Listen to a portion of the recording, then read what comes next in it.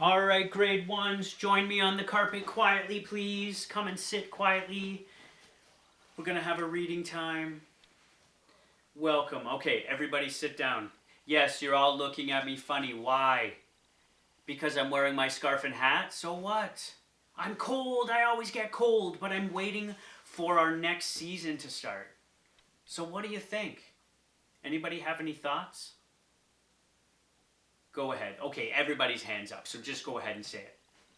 Winter! That's right. I'm getting ready for winter, and we know that winter is one of our seasons. Who remembers how many seasons there are?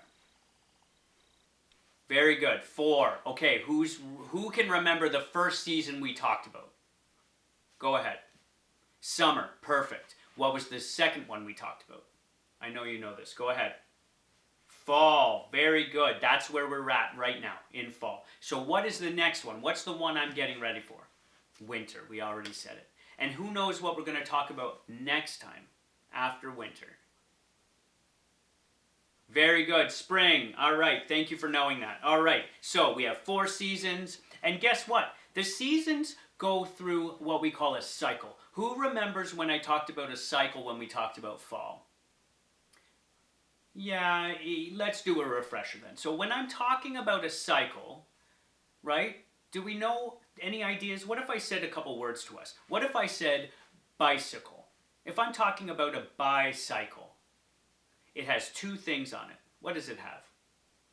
2 wheels. Very good. And what are the wheels doing? Going round and round. Very good. Very good. So we know that cycle can mean going round and round, right? What about if I said something like, oh, we do in this classroom every day, we recycle, right? Recycle. What's recycle? That's right. We're not going to put it in the garbage, right? We're not going to put it in the garbage. So what are we doing with it then? We're going to reuse it, right? So it's kind of like it also can go through a cycle because it's going through a cycle of its life. So it's something that we've used it. We're putting it in the recycling so it can get used again and put back out as something else so we can use it and recycle it again. So it's going through a cycle, right? So the seasons go through a cycle too. And we know that they're a cycle and we know it's not going to change. You can pick any season you want. Pick a season that we could start at. Just name one of them. Fall. So we know fall, and then what's the next one? Winter, and then spring, and then summer, and then back at fall again, and then winter. So it doesn't stop. It keeps going, right? Isn't that awesome? So they just go through the seasons and we just start them all over again. So it follows a cycle. What else if we think about something we were learning about that sounds similar to what a cycle is doing, right? If I have winter, spring, summer, fall, winter, spring, you got it, pattern. Thank you for saying that. So it's a pattern too, right? Okay, so tell me some of the winter activities you like to do with your families. All right, let's go around and we can each share. Awesome, friends. Thank you for sharing grade ones. I was hearing a lot of outside winter activities like sledding and skiing and skating. That was great. I heard some really good ones about inside things to stay warm, watching movies, drinking hot chocolate, building snowmen. A few of you said helping shovel the driveway. Thank you for doing that. I appreciate that. I like when my kids help do that too. It's usually a fun activity if you're not feeling pressed for time in the morning and everyone's trying to get where they're going, right? So, awesome ideas. Keep those in your head, okay? Because we are going to read a book about surprise winter, okay? But this is different. This is not going to be a book that is a story. It's not telling us a story for us to be entertained. This one is going to share information with us about winter, okay? So there's going to be facts in here about winter, things that we want to remember because we're going to use it later, okay? So we have some fun activities planned. We're going to read this book. We're going to do an activity where we're going to search the room in partners and find some winter-related ideas. We're going to build an anchor chart together like we did with summer and fall. This time we're going to do winter. We're going to add our images from our search the room activity. We're going to put words up there too, and they're going to help us to make a graphic organizer. which everyone's going to get a sheet of paper later. It's going to have the word winter in the middle. We've done this before. And it's going to have us just branching off ideas and pictures and words all about winter. All right? And it's going to be the same idea we're doing with our anchor chart. And then for those who finish their graphic organizer, and you're all going to do that by yourself, okay? That's something you're doing alone. Then you're going to get back with a partner, and I've got the Chromebooks charged up, and we're going to do really fun matching games online on the Chromebooks, okay? And that's when you've finished up everything.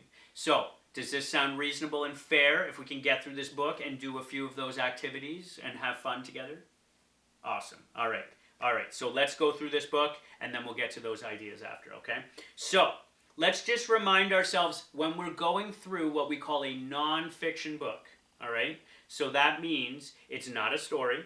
It's going to be information that's coming to us that we want to remember because it's teaching us things about winter, all right? So, what do we have? Every book has one. Go ahead.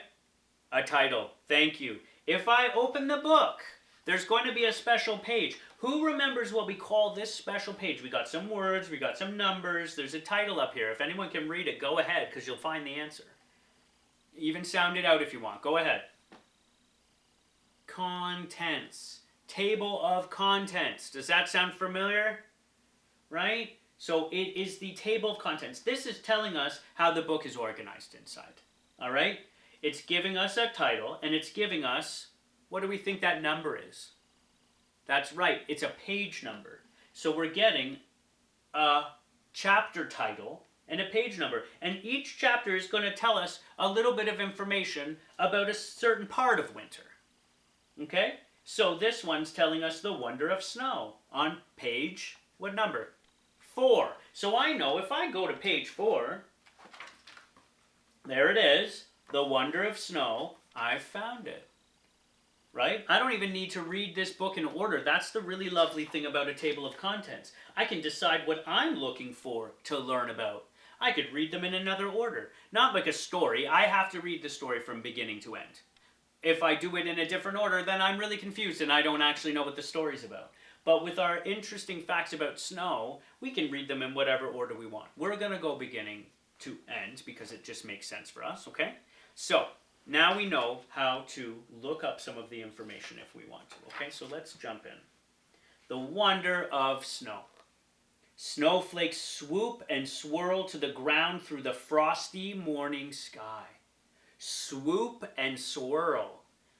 Those are interesting words. I know we've heard them before. What swoop and swirl? What does that make you think of? What do the words make you want to do? That's right. They make you want to move. So they're kind of moving words. What would make the snow swoop and swirl? What would it do? What would be doing that? What do you think? The wind. Good thinking. Yes, the wind is making the snowflakes swoop and swirl. Earth is covered with a pale white blanket. It's a perfect snowy day. Interesting description. Do you think of snow as a blanket? What's a blanket doing on your bed? When you make your bed, and I know you're all making your beds in the morning, I just know that. So when you make your perfect bed in the morning, what is the blanket doing? It's supposed to be what?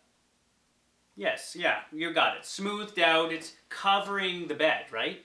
So does the snow doing that to the ground, right? That's why they call it a blanket, because it's covering the ground. It just looks like a beautifully made bed, I suppose.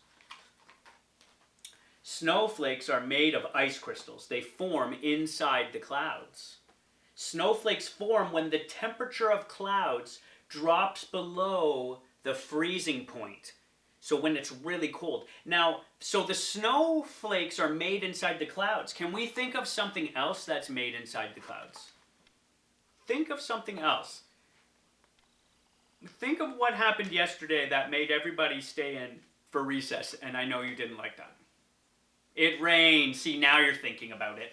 Rain. So isn't that interesting? The clouds make rain, the clouds make snow, and why are they making ice crystals and snow? Because it's getting what outside? The temperature's going down, so it's getting cold. Does anybody make ice cubes at home? Right? I take an ice cube tray and I fill it with what? That's right, with water. And then I put the ice cube tray in the freezer. And it does what? It's freezing the water into ice cubes, right? So now are we getting it? When it's cold outside, that water, that moisture in the clouds is turning into snow. Man alive, you friends are turning into snow experts now. Each six-sided snowflake is a tiny work of art. If you were to see snowflakes under a microscope, which maybe these are, you'll notice that they're all different. They say there's no two snowflakes that can look alike. I would love to see that. How would they know that? How would they know that? Snow falls gently some days in the winter, and you can catch lacy flakes in your hands. Maybe that's how you could see if they're different or not. Snow falls hard and fast during blizzards. Cars get buried in giant snow drifts. Blizzards? All right. Did anyone else think of Dairy Queen just there? I know, but that's not what we're talking about. Blizzards. Who knows what we're talking about when we say blizzards? That's right. Right? It's just really bad outside. It's awful. We can't see. It's blowing so much, right? So what would cause what we call a snow drift? Do we know what that means? A snow drift. Look at this picture where the cars are. A snow drift. Right? Think of what the wind's doing. If the wind is blowing and blowing and blowing, it might be blowing the snow and kind of piling it up and blowing it against things, against the house, against the cars. Then it's making a bit of a snow drift. All right?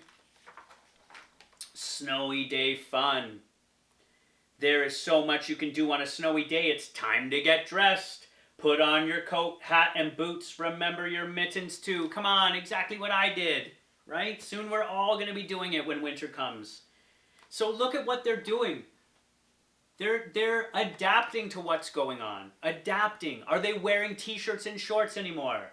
No, that weather is gone. It is cold now, so our bodies need to get ready for that. So we have to put on warmer clothes so our body can stay warm and survive the cold winter. We need to adapt to the winter.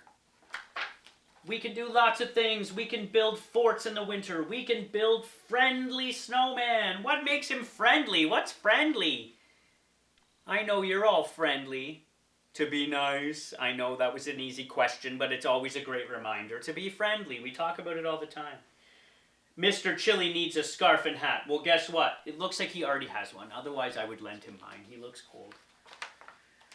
Put on your ice skates and swirl around on a pond. There's that word swirl again. Movement, right? Swirl. Play hockey with friends. I know a few of you play hockey. You're always talking about your fun hockey games. I love hearing about that. It's a highlight for me on Monday to hear about some of that from you. Sled down steep hills with your family members. Watch out for that tree! Yes, please be careful when you're sledding. Oh, you really need to make sure that you're not walking up the hill when others are going down. You need to be careful. All right, steep. Let's talk about that. Who can tell me what a steep hill? Steep. If I'm walking up a steep hill, is it easy for me? Steep. I'm even saying it like painfully. Steep. No, it's going like this. It's steep if I'm going up. It might be a lot of work for me to go up that steep hill. But on a sled, would a steep hill be a lot more fun? Yes, because you're going to go down really fast, right? When your toes are cold and your nose is red, it's time to head inside. I agree. Listen to your body. If it's cold, go inside. Something we all talked about. Sipping hot chocolate near a roaring fire. Warm your feet in thick, dry socks. Roaring fire. Why are we calling it a roaring fire? What else do we know that roars? Lions. Lions are dangerous. We want to stay away from them. They roar because they're reminding us to be careful. Stay back. So I love that idea of a roaring fire. I'm dangerous. Stay back. Don't get burned, right? Because I know we all enjoy a lovely campfire and a bonfire, but we have to be safe and we have to be careful around a fire. So I thank it for being a roaring fire. All right. This is our last chapter, winter adaptations. People can warm up in houses in the winter, but what do the wild animals do? Well, what does he have that can help him or her? Fur, a warm coat to keep warm. The bear eats a lot in the summer and hibernates in the winter. So that's what I think of when we talked about hibernate. That some animals just have to go for a really deep sleep. Their heart rate slows down, their breathing slows down. They're designed for this. The bear was made to do that. He's made to go and sleep in the wintertime. What do the birds like to do? Probably a lot like your grandparents. Get me out of the cold. I'm going somewhere warm. Right? I'm going to Florida. I'm going to Disney World. So they go away in the winter, but they'll be back in the spring. And the squirrels, what do they like to do? They're hiding stuff in the ground all over the place, right? They store away extra food in secret spots. And then other animals, like the rabbit, they burrow under the snow and they snuggle with other animals to stay warm. All right? So, some really good ideas coming out of this book. We're learning a lot about snowy winter weather. All right, so now we're going to do our first activity. Now that you're all on the carpet, I'm going to put you in pairs. You're going to search the room, pairs at a time. I'm going to send you out 2 at a time. We're all going to wait here on the carpet. You're going to find 2 identical snowflakes that are the same color, and you're going to bring them back here. One image will be a winter image. The other snowflake will have a not winter image. And it will be up to those 2 friends to tell us which one's the winter image and why. All right? And then we'll do all those other activities we said. And thank you, grade 1s, for listening. All right? So let's get ready to do our first activity.